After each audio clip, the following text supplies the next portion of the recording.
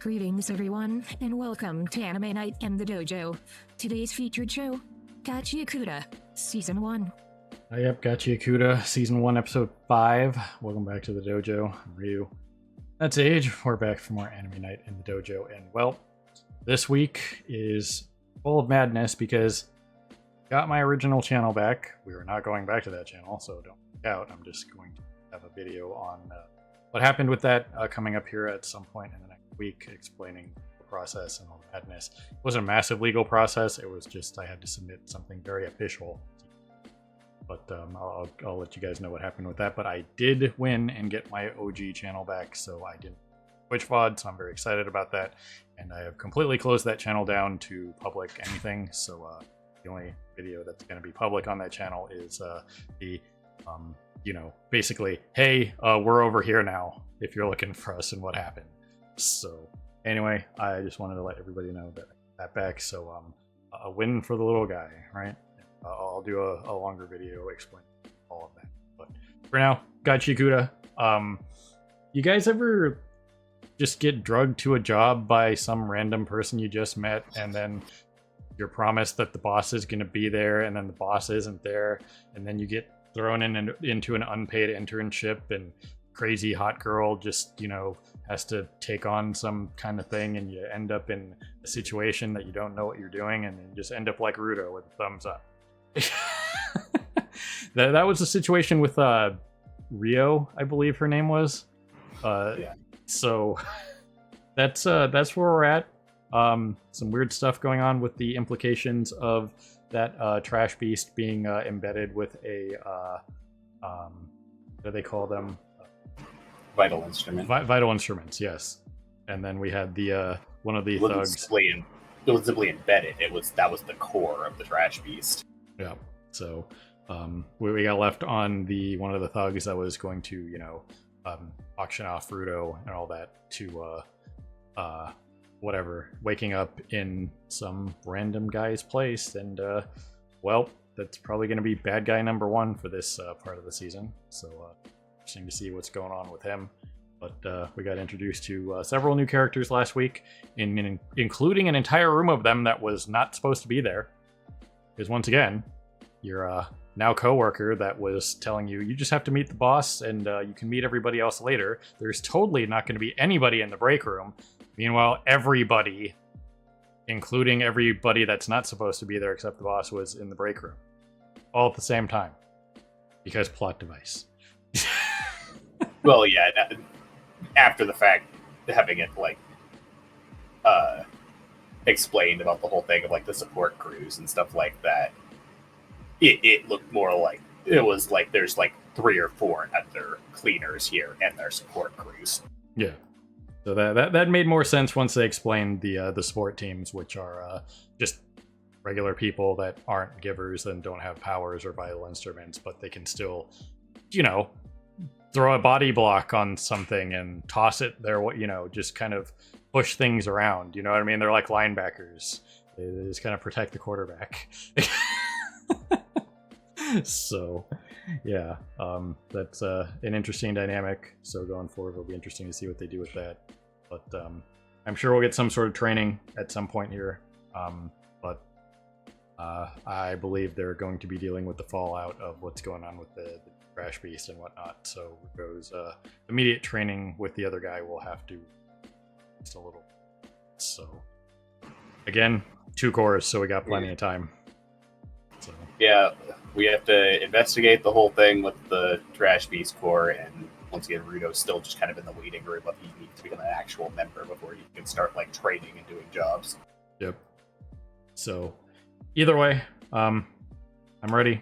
So we'll get the timer stuff set up for people over on Patreon, and if you're on YouTube, we'll see you on the side of the discussion and review. And if you're looking for the timer-based reaction, it should be down there in the description. If that link does not work, the link to my Patreon is around here somewhere, and hopefully it's in the first pinned comment, assuming that functions, because stuff just isn't working these days. I don't know what's going on with it, but I've noticed a couple times where I went to pin the comment in the last couple weeks when I said I was going to do that. It took on a couple of them, and on some of the other episodes, it just doesn't take, so I don't know, and I don't have the time to sit there and stare at the videos, for hours, making sure that the comment goes up. So if it takes on the first try, great. If not, you guys were welcome to just go to the Patreon page and just go through the list of stuff. It's there. It's fairly simple. So I apologize if the links don't work, but it's just a YouTube thing, I guess. I don't know. They function for me when I test them. So I don't know. But either way, we'll get set up here. So here goes some. Well, alrighty then. This is totally a way any and everyone should spend any party thrown in their honor. In the corner and face disc.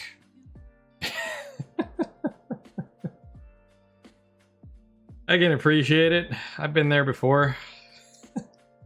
Not wanting to be somewhere, but that's not the case of Rudo's situation here. He's more ruing and lamenting the fact that he can't control his power straight off the gate and burden to people all the time and wants to be better.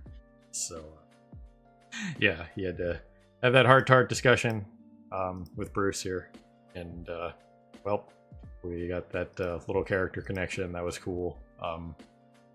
Just some of the other, dynamics between the cleaners and the supporters, stuff like that. And then we had Paint Guy, which... that was probably the more interesting part of this episode was, what's the deal with the Paint Guy? Because clearly he's a giver, because he had the whole, boy eye situation. So, we were talking about there at the end of the reaction that, not every weapon is a vital instrument, and not every vital instrument is a weapon kind of situation. So, it's kind of interesting to see, it'll be kind of interesting to see if they expand on what the deal is with the Paint Guy, and does he have some sort of unique ability, kind of say Sai from Naruto, where he could draw things and then they would come to life, that kind of deal. So it'll be interesting to see if he has something like that going for him, because the woman at reception, her glasses being her vital instrument, it gives her insight into talked about last week. So there has to be something up with this guy and what he can do with paint. So that's the biggest intrigue for me from this week is what's up with the Paint Guy? Yeah, no, we've seen one definite vital instrument that is a non-combat vital instrument in the Secretary's glasses, which she once again gives her insight into everyone and knowing how basically entirely how they function enough to know exactly how to manipulate them, with I'm drawing on his name, the staff guy, immediately freaking using his idolization of Engine against him. Yep. We can assure you that Engine has never said those things himself, ever. But he doesn't have to know that. So, either way, that is what it is. But it was something I mentioned during the reaction as well, is something that's not brought up a lot when you see graffiti art and stuff like this is not everything is just the rattle can. You have to do specific line work with, and he was using a permanent marker, but you can, Age mentioned as well, you can use a stencil and stuff like that. But a lot of stuff with graffiti art, a lot of people are oh, those are just people that are just, using spray paint. It's no, it's not all spray paint. I can assure you that much. And a graffiti artist will tell you the same. It's a lot of effort. It's a lot of effort, more than just, they're not just using spray cans. You know what I mean? So... yeah, no, it's a mixture of things. You have to use stencils, markers, knives to cut away some of the paint. Yep. So a lot of that kind of thing when they sensationalize it and put it into any form of media and stuff like that. A fairly good example of that was There was an episode of the Boondocks where like Riley and the guy that's totally not Bob Ross, like graffiti, the Freeman's house with a like a portrait of Riley and Huey's actual parents, like their marriage photo and stuff like that. But it was in graffiti art. But it was still very hyper realistic. But when they were doing it, they just showed them using spray cans, right? Which, you know, Yeah. And this is just one example that comes to mind because it was like a fairly major for that show, a lot of graffiti. But that's something that they don't go into a lot of stuff like that. And I do appreciate that they did show this off here. Was I don't know if it was in the source material or not, but at least here in the anime, you know, they showed him using like the marker, like the certain line effects and stuff like that. That you just, when you do any kind of art, and we see it in like say Dress Up Darling, is a lot of the stuff. It's not just a sewing kit. You know what I mean? You're not just using, you know, like a sewing machine to get like this kind of thing done. In the case of this kind of graffiti art, it's not just you're just not doing spray cans. You know what I mean? If you're just doing spray cans, you know what you get? You get the green background that he started with, and that's it. Yeah, without at very least using some form of stenciling or tape, you get no precision with the spray can. Yep. So I'm kind of glad they did something of this, as just far removed from the plot as this kind of thing is, like with the party and stuff like that. This sets some intrigue for this character, and I hope he comes back, because they've just kind of introduced him, and obviously he's a giver.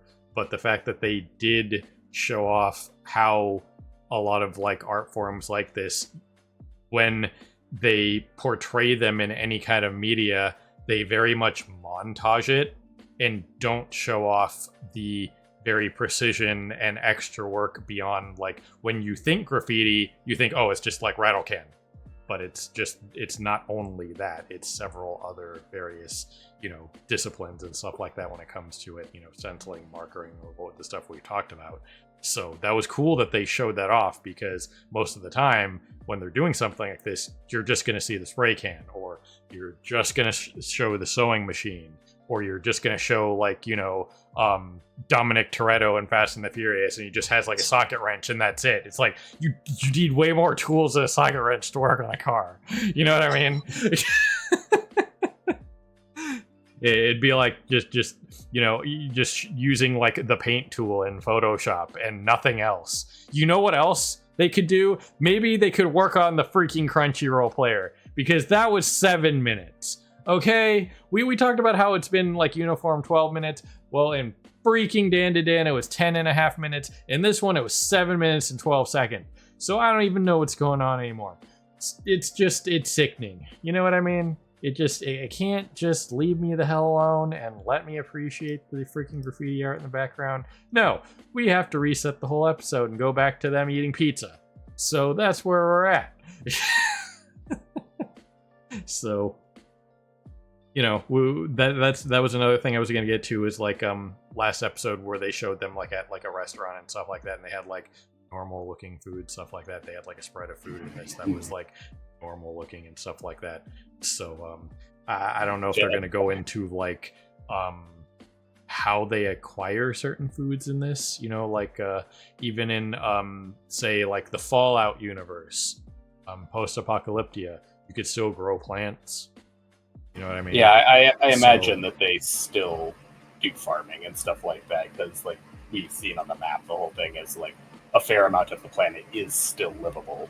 It's just there are the massive trash heaps where the sphere goes.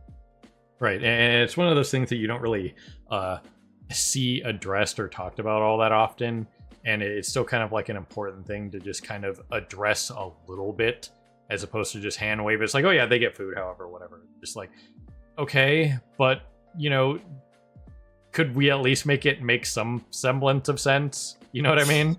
It's like, hold on, if they don't have like places for like livable cattle, how the hell are they getting cheese? You know what I mean? If trees can't grow or whatever, how are they getting like fruit or something? You know what I mean? Yeah. So hopefully that kind of thing is addressed at least a little bit. They don't have to go into it. Like we mentioned how this show has, when they've explained stuff, it's to the point, immediate, we're there. It's not like a half-hour explanation. I don't need the history of, okay, now that we're living on the ground and trash is getting dropped on us, we don't need a hour montage of, JFK from Clone High explaining how things work. You know what I mean? Yeah. We don't, however, do not have any sort of explanation as to why Rio apparently can eat a lot but still is anorexic. Yeah, I made my metabolism joke, but I mean, that's more controversy. You guys see what Cracker Barrel did? You want to talk about controversy? Oh man. But yeah, I don't know. It's just one of those things that I thought would be interesting. If hopefully, especially if they're going to go into stuff like the graffiti art stuff, hopefully at some point we'll get, just like, oh, this is how we farm. Okay, cool. It's just clarification as opposed to just they get food magically and clean water. You know what I mean? Drinkable liquid that doesn't, murder you and doesn't have rads or whatever. Yeah, the fact that their food is so like pizza and burgers and stuff like that does also lend to the idea that this is just Earth, and it's a post-apocalyptic Earth, and that the surface goers here have largely just kept a lot of the same culture and society from Earth, whereas those up in the sphere have gone and made their own completely different stuff. Yep. So anyway, that was just some of the stuff I wanted to talk about because I assume to just kind of like wrap this up a little bit here on the food and just how they get to sustain themselves. If the paint guy has something cool going on with them, obviously we have the receptionist with her glasses and stuff like that. There could be somebody with like a water filter vital instrument. You know what I mean? Something that helps with farming. Hell, we even saw that raider. Her vital instrument was a freaking shovel and she could control mud. So those kinds of things could help with. It was like a trowel. You know what I mean? Yeah. It wasn't a full-on shovel. It was a trowel. Yeah, but just that kind of thing lends to like what can you possibly do with a vital instrument that's not combat? You know what I mean? So those kinds of things could be key to people being able to live on the surface. You might need a couple people that have like something that can like filter water or help with farming or whatever. You know what I mean? It's not all just combat or whatever. It's whatever you put into it. And since it's like just pretty much putting yourself into your instrument, whatever it is, if your instrument, if you're say like a farmer, it could be something that like helps with the farming process, whatever it may be. If you're just like somebody that just is like a survivor or something that just like filters water into like purified water, whatever it may be. So it's one of those things where if we got these just like different kinds of versatile instruments on what they do, then hopefully that's explained a little bit. Yeah, we also got kind of mentioned in this that it isn't necessarily. It's just that we basically got it confirmed in this that basically anyone has the potential to become a giver. Like the whole thing of they're mentioning that Folo was originally trying to become a giver, but he decided that he just wanted to stay a supporter. Right. So it's one of those things where, like, technically anyone has the ability to. They just need to find an object that they connect with deeply enough and spend the time and effort to cultivate their bond with that item. Right. So you could literally just have some farmer out there who developed a bond with a watering can and now he has infinite water. Right. Because why not? Obviously, they have their own unique set of powers, like we saw with its name starts with an N. They did say it. I just don't remember what it is. His staff. It's able to like transform, and then it was able to, we saw during the encounter here, he was able to like pull like a Toph from. Once again, we're making a freaking Last Airbender reference, but he was able to use the vibration from his staff to tell where the guy was because the composition was different. The vibration is different when you're just tracking these mud clones versus somebody inside the mud clone and where the caster was then.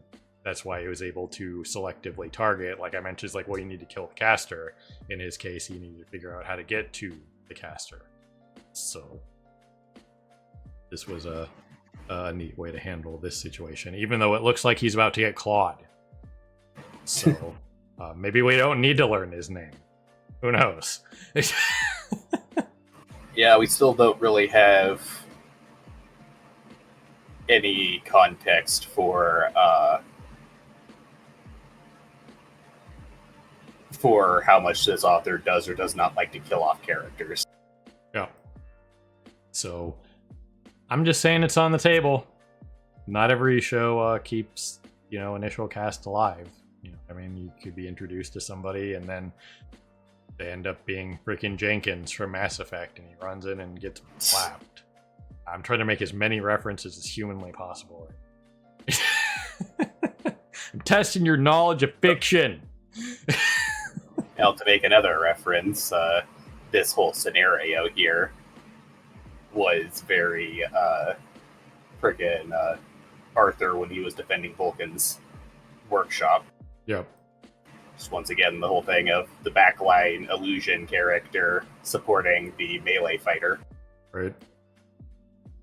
Versus a guy who's just straight up brawler. Indeed.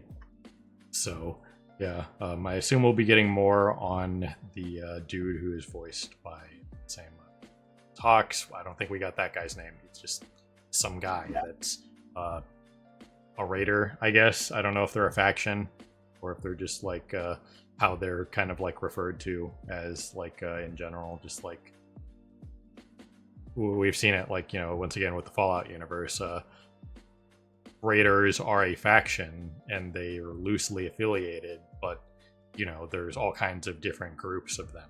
But I mean, they don't all work together under like, say, the banner, like since everybody's like playing New Vegas again because the Fallout live action series is going to Vegas. Like people were talking about like Caesar and stuff like that. You guys remember the Legion from that game? That's all under one banner. That Legion was just one thing.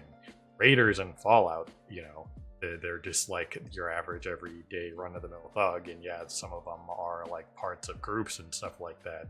But that doesn't necessarily mean they all work together. Not every raider, knows each other and is like part of like the Raiders as a faction. It's just like from what they were saying, it seems like originally they were just the equivalent of like the Fallout Raiders, where it was just a bunch of bandits kind of just doing their own thing. But that recently they have actually started like unifying under a goal of some sort and have started calling themselves the Raiders. Right. Which, right now they're the number one suspects for whatever happened with the Trash Beast, because they specifically called out that apparently they've been doing like trucked up experiments with givers and stuff like that. Yep. So, a lot of interesting stuff going on with this one. We'll have to see if our good buddy here gets clawed and if we have to remember his name or if we can just not worry about it. Because keep in mind here, he reverberated pulse to the whole area here, and he wasn't able to see this guy. So, just saying. Either the guy somehow managed to avoid being hit by the reverberations, or he's so fast that he got here after the reverberations ended. Yep. So, regardless of which one of those it is, that's spooky for this guy, because this guy doesn't seem like a slouch. So we might be getting power creeped already. So Bruto's got his work cut out for him at this point. So either way, again, solid enough episode for what it was. It creates a lot of intrigue for the vital instruments and stuff like that. Let's see if this is if this guy is going to be like a season 1 antagonist or more of a overarching kind of villain, kind of like what they're doing with Slur in Sakamoto Days, that kind of thing. The way we've set him up so far, he seems like he's just a early antagonist. But we'll have to see what happens next episode. Like, if he does actually kill this guy off and stuff like that, and gets portrayed differently, then he could very well turn out to be a longer-running villain. Right. So, anyway, that's all I got. Solid. You got anything else, Sage?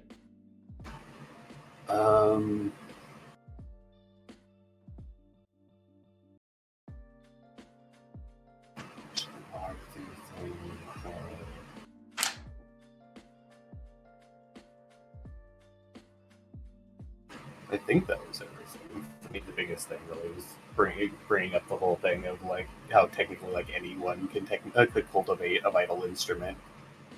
It's just a matter of it's not very common for people to actually have the drive and dedication to do it. Right. I'm sure it takes a reasonable amount of time. So yeah, the way they've described it, it seems like years of just like absolute like freaking like devotion to the object of like knowing every little in and out of the object and using it for like everything you possibly can. Yep. So alrighty then, ladies and gentlemen, people of YouTube, beyond however you're watching, we always appreciate you stopping by and hanging out with us here in the dojo for more. Gachiakuta, Season 1, Episode 5. So have a good morning, evening, afternoon, whatever it is for you. Have a good one. See you next time. Hey everyone, Victoria here. If you enjoyed the video, please consider pushing those like and subscribe buttons. Your support is greatly appreciated. Thanks again for your time, and we hope to see you again in the future.